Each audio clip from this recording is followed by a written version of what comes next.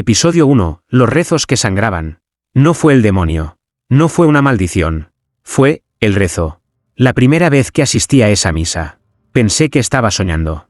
Que el dolor que sentía al pronunciar el Padre Nuestro era producto del ayuno o la fe malentendida. Pero cuando miré al lado, a la niña de trenzas sentada junto a mí, vi como un hilo fino de sangre descendía desde la comisura de sus labios. Y ella seguía rezando, con los ojos cerrados, con fervor. Nadie se alarmó. Nadie gritó. Nadie, excepto yo, pareció notar que en cada rincón de la iglesia, los fieles empezaban a sangrar. Unas heridas pequeñas, superficiales, apenas visibles, en la frente, en las manos, en el pecho. Pero no eran accidentes. No, eran respuestas. El sacerdote, un hombre ciego con túnica de lino negro, se mantenía firme detrás del altar. No movía la cabeza, pero hablaba como si nos viera a todos por dentro. Su voz no era humana. Era suave, pero afilada, como el filo de una hoja leyendo tu alma. El rezo sincero deja huella, dijo sin mirar a nadie. El que no sangra, miente. Sentí un escalofrío recorrer mi espalda. Las velas no parpadeaban, pero el aire estaba helado. Los bancos de madera crujían solos, y el incensario parecía moverse al ritmo de una fuerza invisible. Como si alguien más caminara entre nosotros, alguien que no respiraba. Una mujer mayor, sentada en la última fila, dejó de rezar por un segundo. Solo uno. El cura se detuvo. Todo se congeló. No pares, hermana Clara, dijo con dulzura. Tu alma ya ha sido marcada. No la hagas supurar en vano. Clara bajó la cabeza, y su blusa se tiñó de rojo. Justo sobre el corazón. Un corte limpio. Perfecto. Como si la palabra no dicha le hubiera abierto la carne. Yo quería levantarme. Correr. Pero algo en esa iglesia me anclaba. Tal vez fue el coro sin voces. Tal vez fue el Cristo del altar, que lloraba gotas negras por los ojos. O tal vez fue el simple hecho de que yo también quería saber si mis rezos dejarían cicatriz. Y recé. Y sangré. Episodio 2. El cura que no miraba, pero escuchaba todo. Decían que había nacido ciego. Otros susurraban que se arrancó los ojos frente al altar, para no volver a ver los pecados del mundo. Pero todos, absolutamente todos, coincidían en algo. El padre Elías escuchaba más de lo que debía. No eran simples susurros de confesión. No, él podía oír los rezos por dentro. No las palabras, sino las intenciones. Cuando reces, no mientas, me advirtió una mujer a la entrada de la iglesia. La segunda vez que fui. Él no necesita verte. Solo necesita escucharte sangrar. Esa noche, me senté en el mismo banco. Aunque mis rodillas aún conservaban la quemazón del domingo anterior. El silencio cayó como un velo grueso cuando el cura subió al altar. Y entonces habló. Aquel que hoy dudó del perdón, hoy sangrará por la lengua. Un joven detrás de mí jadeó. Se cubrió la boca. La sangre se filtraba entre sus dedos como tinta recién derramada. No había confesado en voz alta. No había miradas. Pero el cura lo supo. Yo temblaba. Intenté rezar en voz baja. Pero mis pensamientos se atropellaban. No era fe. Era miedo lo que me movía. Y él lo supo. El miedo no es oración. Hijo, es huida. No me había llamado por mi nombre. Pero lo sentí dirigido a mí. Mis labios se partieron. Literalmente. 2 líneas rojas se abrieron a los lados como si una mano invisible me estuviera arrancando el silencio a la fuerza. Vi a otros caer de rodillas, sangrando por las palmas. Como si los clavos de una cruz ausente estuvieran siendo revividos. Y Elías no dejaba de hablar. Cada palabra suya era una sentencia. Cada oído que lo escuchaba, se volvía cómplice. Pero lo más aterrador no fue lo que dijo, sino lo que respondió. Una niña. Quizás de 8 o 9 años. Preguntó en voz alta. ¿Inocente? Padre, si Dios nos ama, ¿por qué nos duele rezarle? El cura se quedó en silencio por un instante. Y luego, con una voz que sonó más vieja que la iglesia misma, respondió. Porque no es Dios el que escucha aquí. Pequeña, es el que cayó por querer amarlo demasiado. La misa siguió. Las heridas también. Pero algo dentro de mí había cambiado. Ya no rezaba para que no me sangraran. Rezaba para que no me respondieran. Episodio 3. La sangre que no manchaba el piso sagrado. Yo pensaba que era casualidad. Que los bancos viejos, las túnicas oscuras y los cuerpos heridos eran parte de una iglesia demasiado antigua para el siglo XXI. Pero entonces lo noté. La sangre no dejaba huellas. La misa de ese domingo fue más silenciosa de lo habitual. Tal vez por la presencia de una mujer forastera, vestida de azul pálido, que entró con una libreta y un bolígrafo. No con rosario. Se sentó al final, observando. No rezó ni una palabra. Solo escribía. Y eso lo molestó.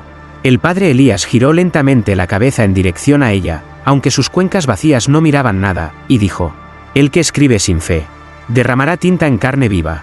Todos giramos. Ella sonrió, desafiante, y siguió escribiendo. Pero no fue ella la que sangró esa noche. Fue un hombre a mi lado. Uno que rezaba fuerte, con fervor. Se inclinó, besó el suelo, y cuando levantó la frente, tenía una herida abierta en la ceja. Hasta ahí. Normal en esta iglesia. Lo extraño fue que no había una sola gota de sangre en el suelo. Ni un rastro. Ni una mancha. Como si el mármol lo absorbiera o lo rechazara. Intrigado, esperé a que todos salieran. Me acerqué al lugar exacto donde él había sangrado. El suelo estaba seco, brillante, frío como una tumba. Entonces hice algo estúpido. Me pinché el dedo con un alfiler de mi camisa y dejé caer una gota. La gota no tocó el piso. Se evaporó en el aire, como si algo la bebiera antes de tocar el mármol. Sentí un zumbido en los oídos. Una oración lejana, en un idioma que nunca había escuchado, pero que mi alma parecía recordar. Esa noche no dormí. Soñé con una iglesia hundida bajo tierra, llena de esqueletos que rezaban en círculo, con las bocas abiertas. Y en el centro, un altar que sangraba hacia arriba. Al despertar, tenía una marca en el pecho, pequeña, como un círculo abierto, y una palabra escrita sobre mi almohada, con lo que parecía tinta negra, pero olía a hierro. ¿Sacrificio? Desde entonces entendí. Las heridas no eran castigo, eran ofrenda. Y la iglesia bebía. Episodio 4. La confesión que desató un terremoto. No todos los que rezan creen, y no todos los que callan lo hacen por respeto. Ella se llamaba Inés. 17 años. Piel pálida. Mirada como vidrio helado. Hija de la costurera del pueblo. Siempre estaba en las misas, pero nunca hablaba. Hasta esa noche. La iglesia estaba más llena que nunca. Era misa mayor. El coro entonaba cantos sin música. Solo voces. A veces tan agudas que parecía que se quebraban, como si vinieran desde gargantas rotas. Inés se sentó al frente, cosa que jamás había hecho. Tenía el cabello recogido y un cuaderno en el regazo. No como la mujer del episodio anterior, el suyo era viejo, gastado, casi una reliquia. El padre Elías empezó la homilía. Confesar es liberar, pero también es desnudar al alma ante quien ya conoce su forma. Y entonces invitó, como siempre, a confesar públicamente, un acto que solo los valientes, o los desesperados, aceptaban. Ella se levantó. Yo no creo en Dios, dijo, sin temblor en la voz. Nunca creí, ni cuando era niña, ni ahora. Y si estoy aquí, es porque mi madre me obliga. Pero mi fe no sangra, solo mi carne. Un silencio total, el tipo de silencio que aprieta el pecho. El padre Elías no dijo una palabra, solo levantó su rostro ciego hacia el techo. Y sus labios se movieron, sin sonido. Entonces todo tembló. Los vitrales vibraron como si una tormenta los golpeara desde dentro.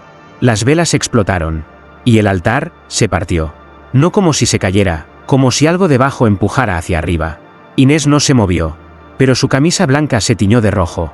Una línea perfecta se abrió desde el centro de su pecho hasta el ombligo. Como si la verdad que dijo hubiera desgarrado no su cuerpo, sino su mentira acumulada por años. Nadie se acercó. Ni siquiera su madre. Todos se arrodillaron. Y rezaron como si quisieran detener el fin del mundo. Inés cayó de rodillas. No gritó. No lloró. Sonrió. Y sus últimas palabras antes de desplomarse fueron: ahora sé que sí existe, pero no está contento de que yo lo haya dicho en voz alta. El cura cerró la misa con una oración que nadie entendió. Y desde aquel día, el altar permanece roto, sellado con una sábana negra. Porque debajo, dicen que algo despertó. Episodio 5. La Biblia que respiraba. Su nombre era Tomás. Tenía 12 años. Y no sabía que había tocado algo que nunca debió ser abierto. Aquella tarde, la iglesia estaba vacía.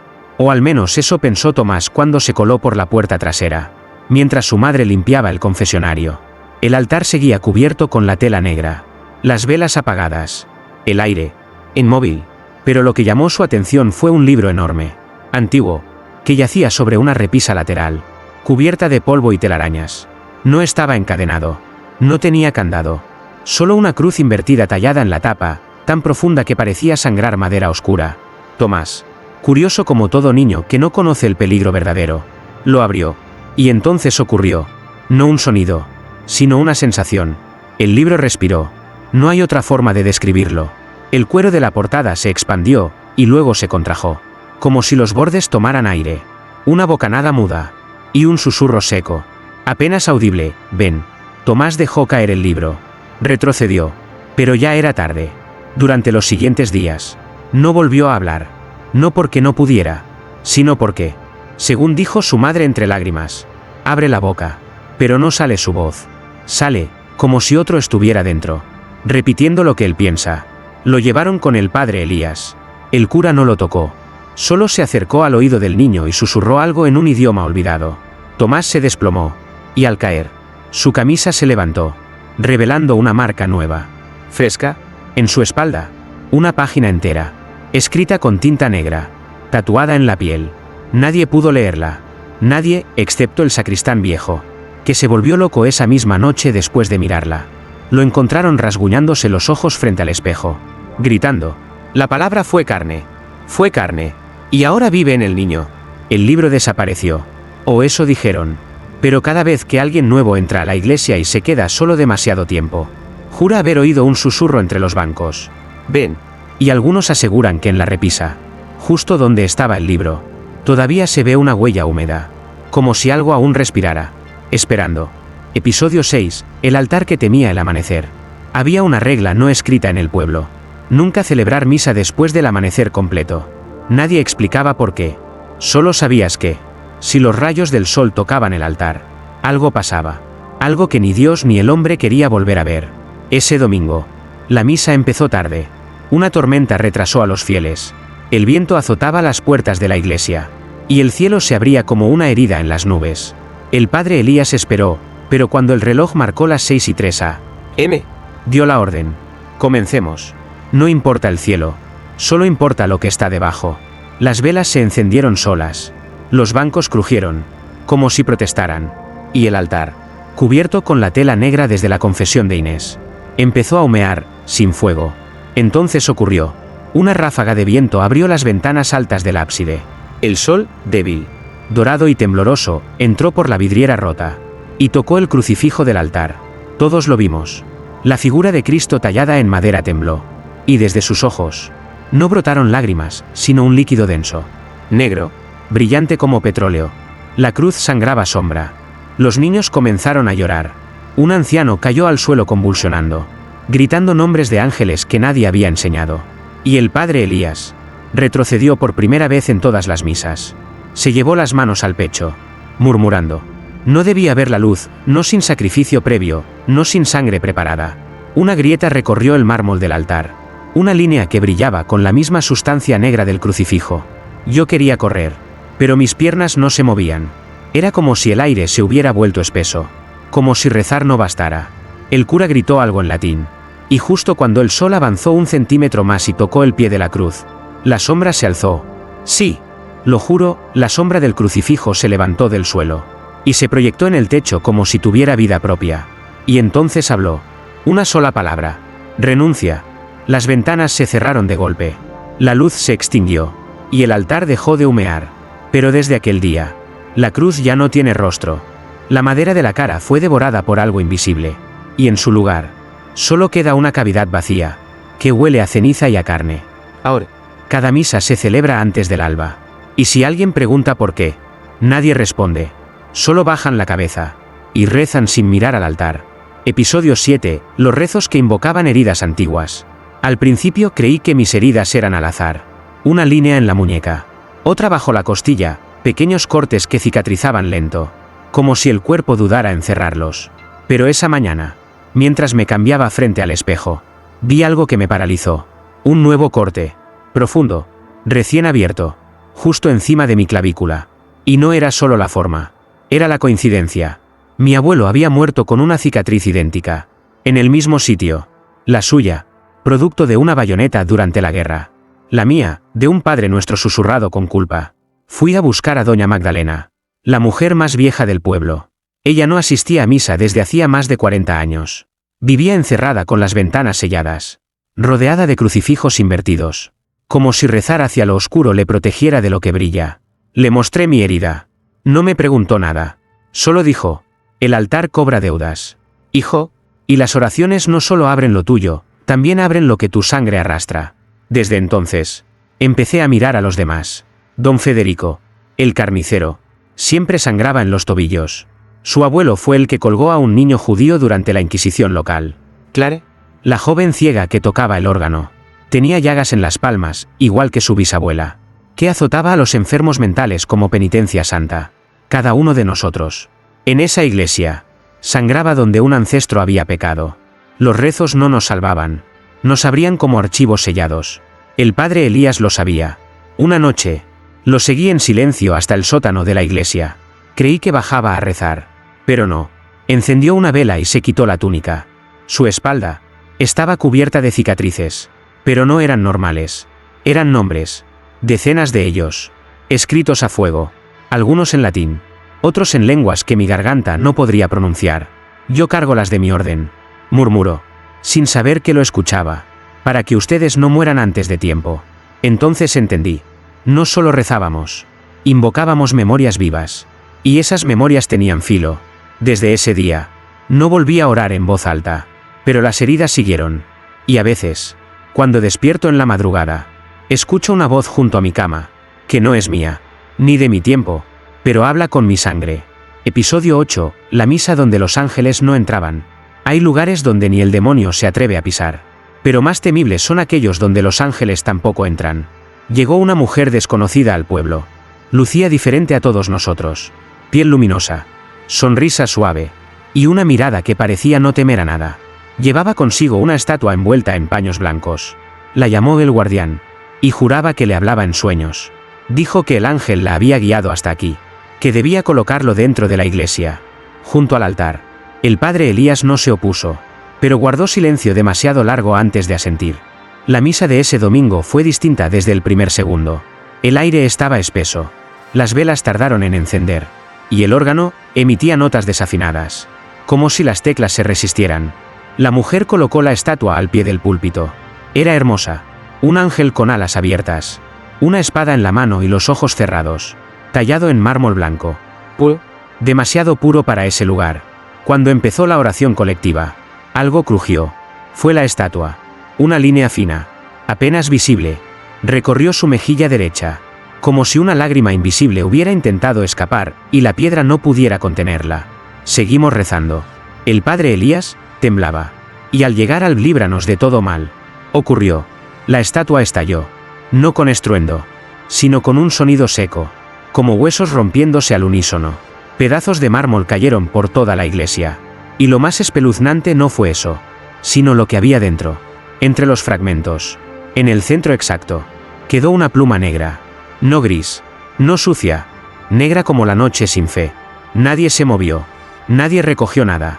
La mujer cayó de rodillas, las manos en la cara, gritando. No era un ángel, no era un ángel. Me engañó, me habló como luz, pero venía del fondo del eco, del fondo del eco. El padre Elías se acercó, lento, como cargando siglos en los pies. Tomó la pluma sin tocarla con la piel, la envolvió en un paño rojo, y antes de guardarla, dijo solo una frase. Aquí, los que vienen del cielo, no bajan, caen. Desde esa noche, nadie ha vuelto a traer imágenes sagradas al templo. Las paredes sudan cuando se intenta, los vitrales se agrietan, y al parecer, hasta lo celestial prefiere mirar desde lejos, que entrar, y sangrar. Episodio 9, el niño que nunca sangró. Era imposible no notarlo. En una iglesia donde todos sangraban, incluso por respirar una plegaria maldicha. Él no. Se llamaba Ismael. O al menos así lo presentaron. Nadie sabía de dónde venía. Apareció una mañana de domingo, tomado de la mano de una mujer que decía ser su tía, pero que nunca hablaba con nadie. Ismael tenía la mirada tranquila. Demasiado tranquila para alguien que iba a entrar a la iglesia de las llagas. Desde el primer instante. Todo fue raro. Las velas no chispeaban cuando él pasaba. Las tablas del piso no crujían bajo sus pasos. Y lo más inquietante, cuando rezaba, no se abría ninguna herida, ni una gota, ni un corte, ni un suspiro de dolor. Mientras los demás gemían en silencio por las llagas que los rezos invocaban, Ismael solo cerraba los ojos. Y sonreía. Al principio, muchos lo admiraban. Debe estar limpio de pecado, decían, o quizás fue elegido. Pero la inquietud se sembró como una raíz silenciosa. Porque en esta iglesia, Lo puro, duele. Lo bendito, sangra. Y lo que no sufre, simplemente no pertenece. Fue en la cuarta misa que el padre Elías se acercó a él. La iglesia entera observaba. El cura extendió su mano temblorosa y la colocó sobre la frente del niño. 1 segundo. 2. Y entonces, gritó. Su carne empezó a chispear. Un humo espeso brotó de su palma. Su mano se quemaba. Pero no como fuego común, sino como si lo invisible estuviera rechazando su tacto. Elías cayó de rodillas. La mano, ennegrecida. Los dedos crispados, carbonizados. Y en medio del dolor, susurró. No es un niño. Es una ausencia disfrazada. Una forma que no fue llamada por la oración, sino por el silencio. La tía tomó a Ismael y se marcharon. Sin correr. Sin mirar atrás. Las puertas de la iglesia se abrieron solas para ellos. Y al cerrarse, una grieta apareció en la pared norte. Una línea recta. Como si el templo, por primera vez, hubiera tenido miedo. Desde entonces, nadie habla de él. Pero algunos aseguran haberlo visto. En las noches, jugando frente al cementerio. Sin sombra, sin heridas. Y cuando pasa junto al muro de la iglesia, la cruz que lo adorna se da vuelta sola. Episodio 10, el rezo prohibido. Don Valentín llevaba 70 años sin faltar a misa. Siempre en la segunda fila. Siempre en silencio. Nunca sangraba mucho. Apenas un hilo sobre la sien. Como una gota de culpa que ya no se sorprendía de caer. Pero aquel domingo, llegó con los ojos húmedos. Y la voz, decidida, dijo que era su última misa. Que el cuerpo ya no le pertenecía. Y que antes de morir, tenía que liberar algo que no debía ser oído en este mundo. El padre Elías no lo detuvo. Solo bajó la cabeza. Como quien sabe que ya no puede interferir. Como quien reconoce que hay oraciones que, una vez sembradas, florecen con espinas invisibles. Don Valentín subió al altar. Los fieles se miraban, tensos, en susurros. Algunos se tapaban los oídos. Otros apretaban los rosarios hasta romper la piel. Y entonces, con voz temblorosa pero firme, dijo, este no es un rezo para pedir. Es un rezo para abrir. El que escuche, escuchará algo más que palabras. Y lo pronunció, no en español, no en latín, ni siquiera en una lengua que se pudiera escribir. Era como el eco de una lengua que el alma recuerda pero la mente rechaza. Una oración que no hablaba, rasgaba. El techo crujió. Las estatuas comenzaron a lagrimear, pero no con agua, con sal negra. Un niño gritó sin razón, como si algo invisible le hubiese tocado la médula. Una mujer se desplomó, sangrando desde los oídos. Y luego, vino el sonido. No de este mundo. No era voz humana. Era una combinación de llanto, risa y lamento, desde todas las paredes al mismo tiempo. Como si la iglesia hubiera recordado a quienes murieron dentro. Y todos quisieran hablar a la vez. Don Valentín terminó el rezo. Y cayó. No muerto. No desmayado. Vacío. Su rostro quedó congelado en una expresión de paz y terror absoluto. Como si hubiera visto algo que no debió sobrevivir en la memoria. El padre Elías selló el altar con 7 velas negras. Y esa noche, escribió en la puerta, con ceniza, no se ora aquí por curiosidad. Hay voces que contestan y jamás cuelgan. Desde entonces, cada vez que alguien reza en voz baja y con dudas, la iglesia responde con ecos que no pertenecen a los vivos. Y si guardas silencio, puede que escuches a don Valentín, repitiendo su oración prohibida, desde dentro del altar. Episodio 11, la herida en forma de cruz invertida. Ella se llamaba Marta, maestra de primaria. Siempre con su velo blanco en misa. Siempre con la Biblia contra el pecho. Si había alguien que no merecía ser tocado por la oscuridad, era ella. Y sin embargo, fue en ella donde la cruz se dio la vuelta. Aquel domingo comenzó con un detalle extraño. El incienso no subía. El humo danzaba en círculos. Como si el aire mismo no supiera hacia dónde escapar. Marta estaba de pie, con las manos entrelazadas, repitiendo el Ave María con los ojos cerrados. Nada fuera de lo común. Hasta que llegó al último verso. En vez de amén, dijo, in nomine eius, qui ardet en laus. Su voz no era suya. Era grave, como eco de algo antiguo. Algo que había estado esperando demasiado tiempo para hablar. El padre Elías giró la cabeza de inmediato. Los bancos se estremecieron. Un vidrio de la ventana estalló, sin que nada lo tocara. Marta abrió los ojos. Estaban completamente blancos. No de éxtasis, sino de abandono. Y entonces se dobló hacia adelante, con un gemido sordo. Cuando los fieles se acercaron, vieron que en su espalda, justo en el centro, se abría una herida en forma de cruz, pero invertida. No sangraba como las demás. Supuraba algo más espeso, oscuro, como si el cuerpo expulsara algo que no le pertenecía. Comenzó a hablar en latín antiguo, no como quien repite, sino como quien recuerda. Ego fui clausus sub altare vetusto, ligado por rezos mal pronunciados. Y ahora, el velo ha sido rasgado. Alguien gritó, «¡Está poseída!». Pero el padre Elías no dijo nada. Solo cayó de rodillas. Y lloró. Marta se acercó al altar. A cada paso, las velas se apagaban solas. El aire se volvió irrespirable. No olía a azufre. Olía a hueso quemado. Extendió una mano. Tocó la piedra negra. Y dijo, «No quiero salir. Solo quiero rezar, sin que él escuche». Pero él siempre oye. Incluso cuando fingimos silencio. Luego, cayó al suelo. Desmayada. Su espalda sangraba. La cruz seguía ahí, invertida. Y nadie se atrevió a cubrirla. Esa noche, el padre Elías cerró la iglesia con llave por primera vez en décadas. Y en la puerta, colgó un papel con una sola frase escrita a mano. La cruz también puede rezar, cuando la fe se retuerce. Desde entonces, Marta no habla, pero escribe, en latín, cada noche, y en su letra temblorosa, todos los rezos terminan igual. Libéranos, de él. Episodio 12, el secreto bajo el altar. No era curiosidad, era necesidad. Una punzada que me devoraba por dentro desde el día en que Marta habló en lenguas olvidadas y el altar vibró como si tuviera corazón. No podía dormir. Cada noche escuchaba, desde fuera, un murmullo que emergía desde el centro de la iglesia. Un rezo sin lengua, un susurro sin boca. Así que decidí entrar. Solo, de noche, con la llave que tomé sin permiso del abrigo del padre Elías. La iglesia, sin gente, parecía más grande, más viva, como si respirara en cada sombra. Las velas, apagadas. Las paredes, húmedas. El altar, cubierto aún con la tela negra. Pero lo que buscaba no estaba arriba. Estaba debajo. Forcé una trampilla antigua, casi invisible, detrás del púlpito. La madera crujió con un gemido que no parecía suyo. Y descendí. 30 escalones. Uno a uno. Con cada paso, el aire se volvía más denso y más tibio. Como si algo me esperara. Llegué a una cámara subterránea. No había cruces, ni santos. Solo piedra, grietas y una figura al fondo. Un brazo, humano, pero bañado en oro.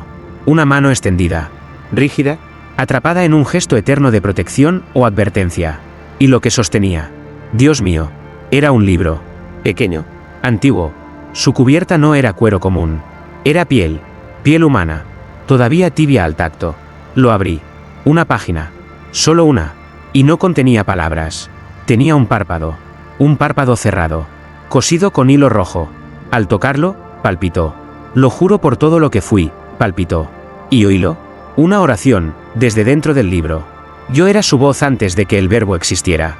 Y me sellaron aquí para que no recordaras cómo se reza con carne. Pero tú ya has abierto la grieta.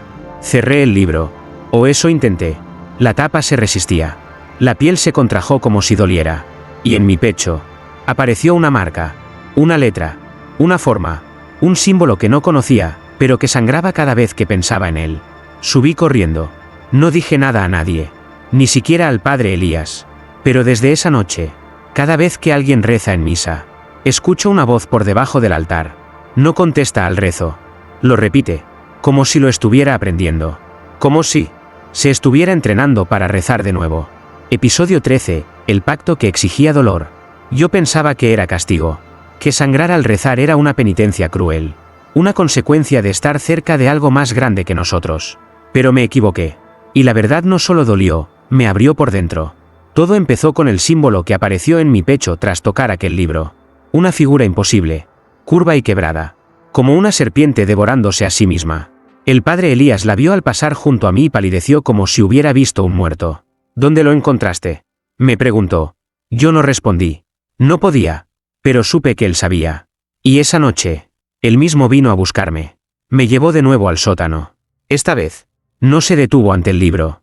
Empujó un muro escondido detrás de una lápida falsa. Y descendimos más. Las escaleras estaban cubiertas de ceniza. Las paredes, talladas con lenguas que dolían a la vista. Y al fondo, una capilla sellada. Dentro, no había altar. Había un pedestal de hueso. Y encima, una jaula vacía. Aquí lo retuvieron, susurró Elías. Durante 117 años. No un demonio, sino un ángel que se atrevió a amar el fuego que no le pertenecía. Su nombre no debe decirse en voz alta. Pero el padre lo susurró en una lengua parecida al canto, y la piedra lloró. Él descendió. No por castigo, sino por deseo. Quería traer la luz eterna a los hombres, pero esa luz quema la carne si no es alimentada. Por eso, se selló un pacto. Cada oración sincera debía abrir una herida. Cada gota de fe debía doler. Me miró con los ojos llenos de siglos. Las misas no son para perdonar, dijo, son para mantenerlo encerrado, con nuestras propias heridas. Tu símbolo es la señal de que Él te ha elegido como nuevo canal. La iglesia te duele, porque ya no te expulsa. Te reconoce. Quise gritar. Quise escapar. Pero en mi pecho, la marca ardía con cada latido. Y en mi cabeza, una voz que no era mía, comenzó a rezar por mí. Yo no hablaba, pero dentro de mí, alguien sí. Y con cada palabra, sentía mi piel abrirse, como si una plegaria escrita en carne estuviera brotando desde mi interior. El padre Elías se arrodilló ante mí. No en devoción, sino en resignación. Que Él te encuentre útil y no insípido. Dijo, porque los cuerpos que no sangran, no alimentan. Solo mueren. Lentos. Desde entonces, no dejo de rezar. No porque quiera, sino porque si me callo. Él se agita, y cuando Él se agita, la iglesia tiembla, y las heridas gritan. Episodio 14, el rezo final, que no debía decirse. La noche que todo terminó, o comenzó. Según como se mire, no hubo campanas. No hubo llamados. No hubo luz. Y aún así, el padre Elías celebró misa. No lo vi entrar, pero oí la puerta de la iglesia abrirse por sí sola, como si reconociera la hora y al dueño del último rito. Nadie fue convocado. Ningún fiel. Ningún canto. Solo él y lo que esperaba bajo el altar. Yo no debía estar allí. No planeaba espiar. Simplemente no podía dormir. Mi marca ardía. El símbolo en mi pecho latía con ritmo propio, como si algo desde dentro del templo lo llamara. Así que me acerqué en silencio. Me escondí tras una columna del fondo. Y observé. El padre Elías estaba de pie. Solo, frente al altar roto. Sin túnica. Sin Biblia. Su cuerpo estaba cubierto de escrituras. No tatuajes. No cicatrices. Páginas enteras.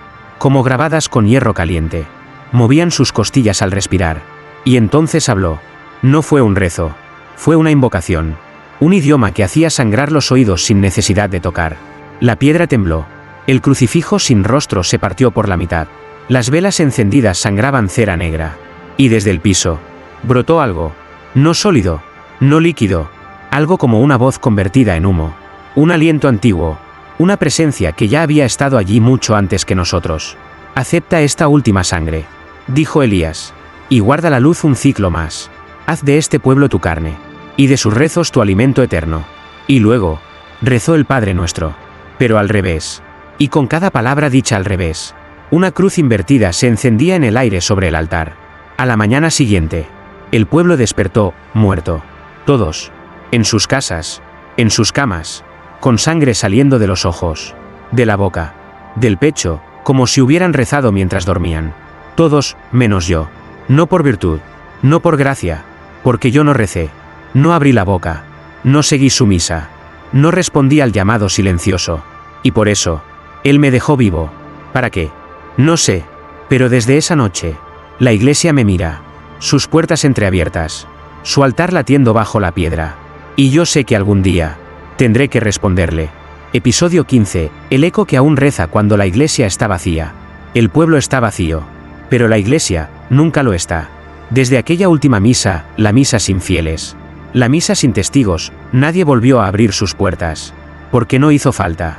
El templo sigue rezando solo. Cada domingo, a las 6 en punto de la mañana. El viento cambia. Un aroma a incienso viejo flota sobre las ruinas del pueblo. Y aunque no hay campanas, se escucha el tañido leve, tembloroso, como si viniera desde bajo tierra.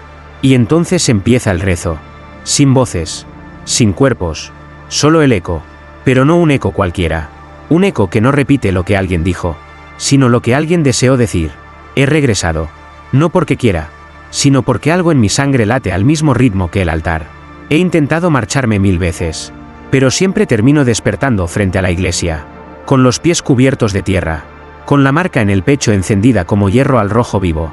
Soy el único, el último, Y he comenzado a comprender por qué me dejaron vivir. Hoy, entré. Después de semanas resistiendo. Crucé las puertas que ya no crujen. Porque esperaban, todo está igual. El altar roto. El crucifijo sin rostro. Las bancas cubiertas de polvo. Y sin embargo, calientes. Como si aún alguien se sentara allí. Y entonces lo escuché. No con los oídos. Con el pecho. Como un tambor de oraciones golpeando desde dentro. Una voz, que era todas las voces. Rezaba el Padre Nuestro. Párrafo por párrafo. Cada palabra sangraba por dentro. Y por cada palabra, una lágrima caliente descendía por mi mejilla. No sé si era fe. No sé si era miedo. O si era simplemente rendición. Pero me arrodillé. Y respondí. Por primera vez, desde la misa final. Y cuando terminé, el altar se encendió en luz roja. Una luz viva. Como carne. Y supe, sin que nadie lo dijera, que la iglesia ya no necesitaba fieles. Solo recuerdo. Solo cicatrices.